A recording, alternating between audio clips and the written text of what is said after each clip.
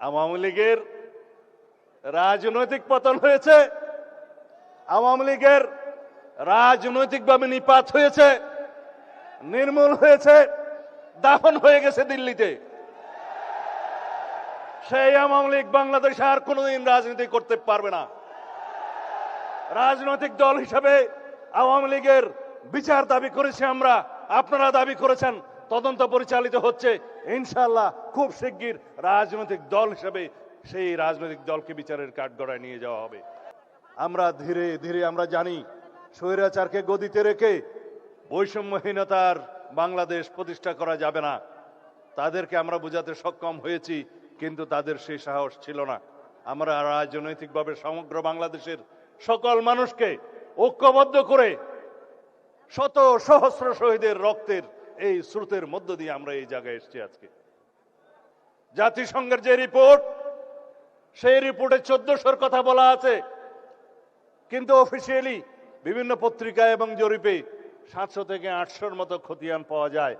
বাকিগুলো গেল কোথায়? কারণ শহীদের খতিয়ান হসপিটাল রক্ষা করতে পারে নাই, তাদের ডকুমেন্ট পর্যন্ত গায়েব করে দেওয়া হয়েছে, তাদেরকে দাফন করা হয়েছে যেন বেওয়ারিশ লাশ হিসেবে। আজকে স্বজনরা তার কবরের সন্ধান করে আমরা দিতে পারি না। এরকম একটি নৃশংস হত্যাকাণ্ডের পরে, গণহত্যার পরে আজও পর্যন্ত সেই গণহত্যাকারী শেখ হাসিনার কোন রকমের অনুশোচনা নাই। এই বাংলাদেশ রক্তে রঞ্জিত হয়েছে, এই মানচিত্র রক্তে রঞ্জিত হয়েছে। শহীদের রক্তের উপর দাঁড়িয়ে আমরা বিজয় অর্জন করেছি 5ই আগস্ট। সেখানে রাজনৈতিক পরিচয়ে যদি বিভাজন করি, তাহলে সর্ববৃহৎ অংশটি থাকবে জাতীয়তাবাদী ছাত্র দলের, যুব দলের, বিএনপির অঙ্গ সংগঠনের 450-ও বেশি। মাননীয় সভাপতি, আজকের এই অনুষ্ঠানের মাননীয় প্রধান অতিথি, বাংলাদেশের গণমানুষের নেতা, মানবিক নেতা, জুলাই গণঅভ্যুত্থানের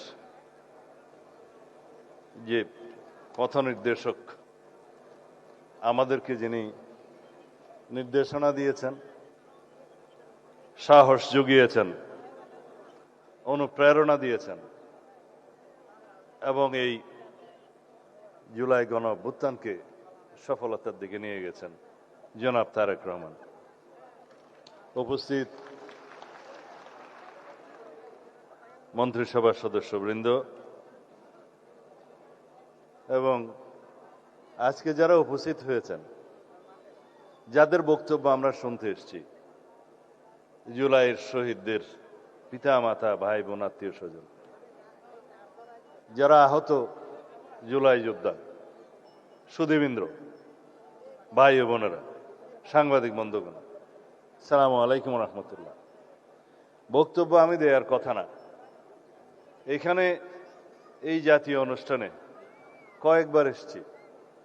মাননীয় প্রধানমন্ত্রী একবার বিদেশ থেকে সংযুক্ত ছিলেন, গুম খুনের উপরে যে বার্ষিক একটা অনুষ্ঠান হয় আন্তর্জাতিক গুম বিরোধী দিবস, সেই দিবসেও নিজেও গুমের শিকার হিসাবে সেদিন খুবই আপ্লুত থাকি, আবেগে দুঃখ ভারাক্রান্ত থাকি।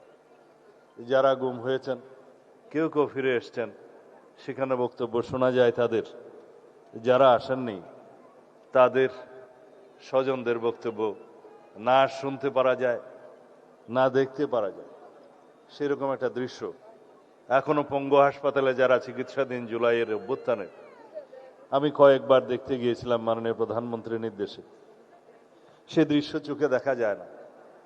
যারা দুই চোখের আলো হারিয়েছেন অথবা এক চোখের আলো হারিয়েছেন, কোন রকম চিকিৎসা নিয়ে আরেক চোখে দেখছেন, তাদের স্বপ্ন কি? তারা কি বাংলাদেশ দেখতে চেয়েছেন? যারা দুই চোখের আলো হারিয়েছেন, তাদের সন্তানরা কি বাংলাদেশ দেখার জন্য অপেক্ষা করছে? সেই বাংলাদেশ বিনির্মাণের জন্য আমাদের আজকের এই সমাবেশ। মোহিনী চৌধুরীর সেই কবিতা, গান সবাই জানেন, এই জাতীয় অনুষ্ঠানে সবাই আবৃত্তি করেন। মুক্তির মন্দিরে সোপানে তোলে কত প্রাণ হলো বলিদান, লেখা আছে অশ্রু জলে। আরো কয়টি লাইন আছে।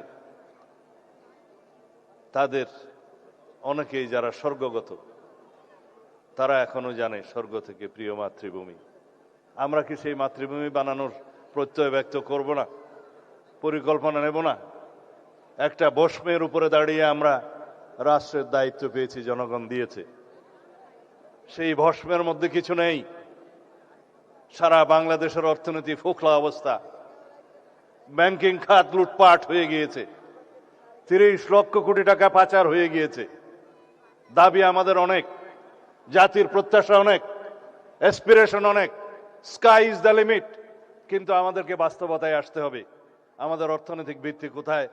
আমাদের নেতা যে পরিকল্পনা করেছেন, আমরা যে বাজেট দিয়েছি 9,37,000 কোটি টাকা, 38,000 কোটি টাকার বাজেট, সেই বাজেট বাস্তবায়নের মধ্যে কি আছে? এই সমস্ত সামাজিক নিরাপত্তা খাতগুলো আছে। আমরা যে সমস্ত বিষয় অ্যাড্রেস করতে চাই, সেই বিষয়গুলো যদি আমরা বাস্তবায়ন করতে চাই, তাহলে আমাদের ঐক্যবদ্ধ থাকতে হবে, আমাদেরকে সহযোগিতা করতে হবে। আমরা শুধু চাই চাই আর চাই করতে পারবো না। আমাদের প্ল্যান আছে, আমাদের পরিকল্পনা আছে, কিন্তু আমাদের সেই আর্থিক সামর্থ্য অর্জন করার জন্য আমাদেরকে সময় দিতে হবে। সেই পরিকল্পনা বাস্তবায়নের জন্য নেতৃত্বের হাতকে শক্তিশালী করতে হবে। আমি যেহেতু জুলাইয়ের উপরে কথা বলতে এসেছি, কিছু পর্দার আড়ালের কথা আজকে অবমুক্ত করতে চাই। আমি, আমার নেতা জনাব তারেক রহমান, দুজনেই আমরা নির্বাসিত ছিলাম। আল্লাহর কি মহিমা, যদি আমরা নির্বাসিত না থাকতাম, হয়তো এই জুলাইয়ের মতো একটা অভ্যুত্থান সফলভাবে সমাপ্ত করা সম্ভব হতো না।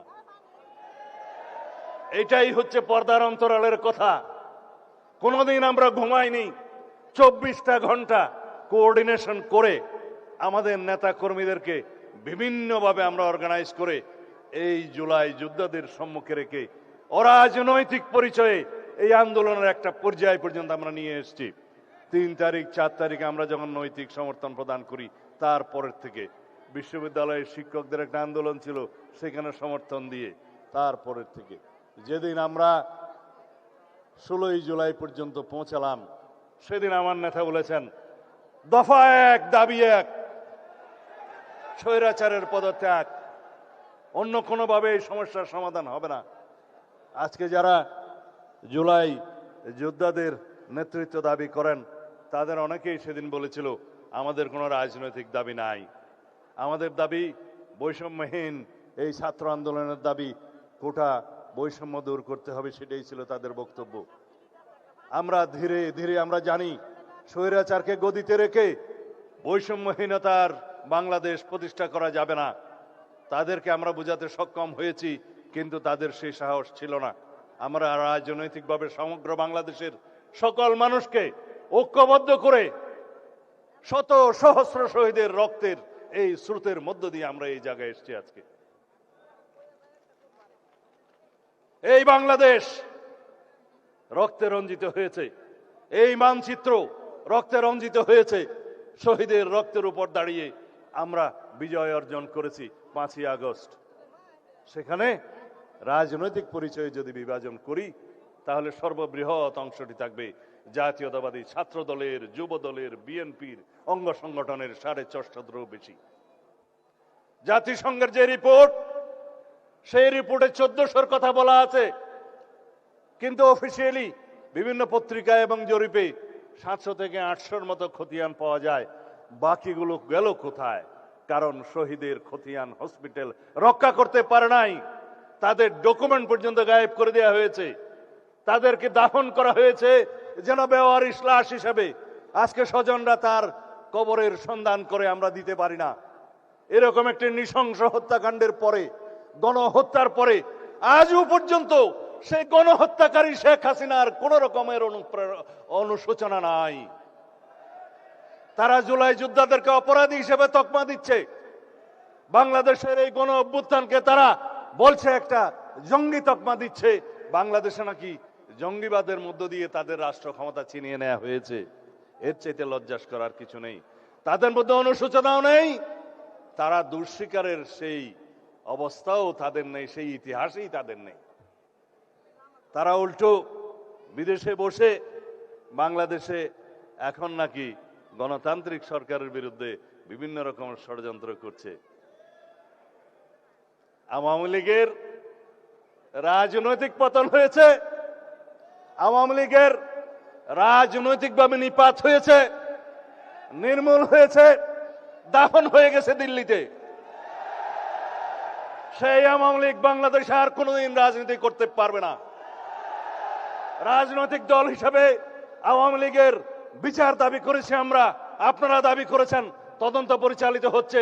ইনশাআল্লাহ খুব শিগগির রাজনৈতিক দল হিসেবে সেই রাজনৈতিক দলকে বিচারের কাঠগড়ায় নিয়ে যাওয়া হবে। সংবিধানের 47 আর্টিকেল অনুসারে আইন সংশোধন করা হয়েছে, সন্ত্রাস বিরোধী আইনে আছে, আইসিটি অ্যাক্টে আছে, রাজনৈতিক দলের সংগঠনের বিচার করা যাবে। সুতরাং অপেক্ষা করুন। যারা এখানে বক্তৃতা দিয়েছেন তাদের মধ্যে আমার এক ভাই শফিউল আলম শফি, আমার প্রতিবেশী, আমার গ্রামের, তার সন্তান শহীদ ওয়াসিম আকরাম, যিনি বস্তুতপক্ষে চট্টগ্রামের প্রথম শহীদ বলা হলেও যদি সময়ের দিক বিবেচনা করা হয় আবু সাইদের একই সময়ে সমসাময়িক সময়ে সে শাহাদত বরণ করেছে। মাত্র 2-3 সপ্তাহ আগে শিলংয়ে আমাকে দেখতে গিয়েছিল ছেলেটা।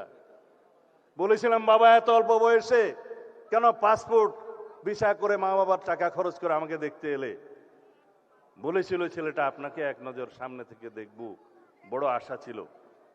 ছবি তুলল, পাসপোর্ট কি যেন ফেসবুকের প্রোফাইলে সেই ছবিটা দিল। 2-3 সপ্তাহ পরে এসে বাংলাদেশের জন্য জীবন দিয়ে দিল। বড় করুণ সেই ইতিহাস। তার বাবা তখন বিদেশে, দুবাই না সৌদি আরবে কাজ করে। তার মায়ের সাথে কথা বললাম, চোখের পানি ধরে রাখতে পারেনি। সে আজকে বলল যে শহীদের বিচার করুন আগে, আমরা দেখতে চাই এই দেশে প্রত্যেকটা খুনের বিচার হয়েছে। প্রিয় শফির উদ্দেশ্যে বলতে চাই, সবার উদ্দেশ্যে বলতে চাই, মানে প্রধানমন্ত্রী আমার নির্দেশ দিয়েছেন একটু বিচারের কি অবস্থা খোঁজখবর নেন, আপনার বক্তৃতায় বলবেন। আপনারা নিশ্চয়ই জানেন, এগুলো শুধু স্মরণ করিয়ে দিচ্ছি। 5টা খুনের, গণহত্যার, মানবতা বিরোধী অপরাধের মামলার রায় হয়েছে ইতিমধ্যে। বিচারাধীন মামলা আছে 27টা এবং তদন্ত প্রায় শেষ পর্যায়ে 72টা মামলা। শহীদ আবু সাইদের মামলায়, প্রথম মামলায় 2 জনের ফাঁসি হয়েছে। ভাইস চ্যান্সেলর সহ সেই বিশ্ববিদ্যালয়ের অন্যান্যদের বিভিন্ন মেয়াদে সাজা হয়েছে। প্রথম মামলার রায় হয়েছে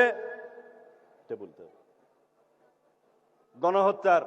আপনারা সবাই জানেন, শেখ হাসিনা, তার সাবেক স্বরাষ্ট্রমন্ত্রী আসাদুজ্জামান কামাল,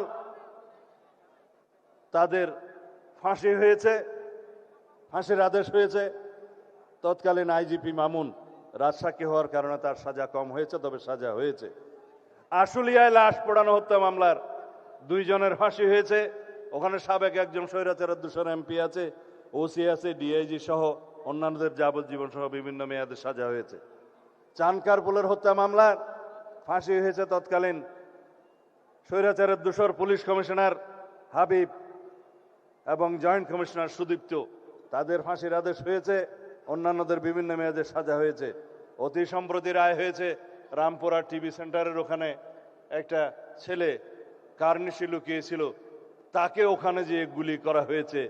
আমি শুনলাম সেই ছেলেটি কোন রকমে প্রাণে বেঁচে গিয়েছে চিকিৎসার মাধ্যমে, আল্লাহ তার জীবন বাড়িয়ে দিক, হায়াত বাড়িয়ে দিক।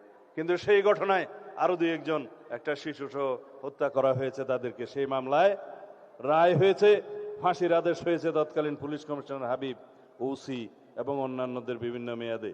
সর্বশেষ হাসানুল হক ইনু নামের একজন স্বৈরাচারের 200 আছে, তার বিচারের রায় বেরিয়েছে। তাকে কেবল 10 বছরের সাজা দেয়াতে বাদী পক্ষ সন্তুষ্ট নয়, সেজন্য সেটা আপিল করা হবে মর্মে শুনেছি। তার অন্তত যাতে সর্বোচ্চ সাজা হয় সেরকম বিচার, সেরকম মামলা আরো আছে, সেই মামলাগুলোতে আশা করা যায় সে বিচার কার্য করা হবে। আজকে যারা এই অনুষ্ঠানের আয়োজন করেছেন, জুলাই 24 শহীদ পরিবার সোসাইটি এবং আমরা জুলাই যোদ্ধা কেন্দ্রীয় নির্বাহী কমিটি, তাদের প্রতি আমার অনুরোধ রইল, হ্যাঁ, আয়োজকদের, তাদের প্রতি আমার অনুরোধ রইল, এই জুলাইয়ের চেতনা নিয়ে যেন আমরা কেউ ব্যবসা না করি। যারা জুলাইয়ের চেতনা নিয়ে বিভিন্নভাবে রাজনৈতিক সংগঠন করে রাজনৈতিক ফায়দা নেয়ার জন্য চেতনা বিক্রি করছে, তাদের পরিণতি কিন্তু ভবিষ্যতে দেখা যাবে। ইতিহাস কিন্তু তাই। যারা 71-এর মুক্তিযুদ্ধের চেতনা বিক্রি করত, তারা চেতনা বিক্রি করতে করতে আজকে দিল্লি গিয়ে বসে আছে। বাংলাদেশের মানুষ তাদেরকে উৎখাত করেছে। সুতরাং চেতনা বিক্রির ব্যবসা ভালো নয়, রাজনৈতিক ফায়দা নেওয়ার উদ্দেশ্যে ভালো না। আমরা এই মহান 2024-এর জুলাই গণ অভ্যুত্থানের ইতিহাসকে ধারণ করব, স্মৃতিকে ধারণ করব। অনাগত কালে ভবিষ্যতে আমাদের প্রজন্মরা যেন দেখে স্বৈরাচার ফ্যাসিবাদের পতন কিভাবে হয়েছিল, ফ্যাসিবাদী স্বৈরাচারী আচরণ যেন ভবিষ্যতের কোন সরকার না করে। খোদা হাফেজ।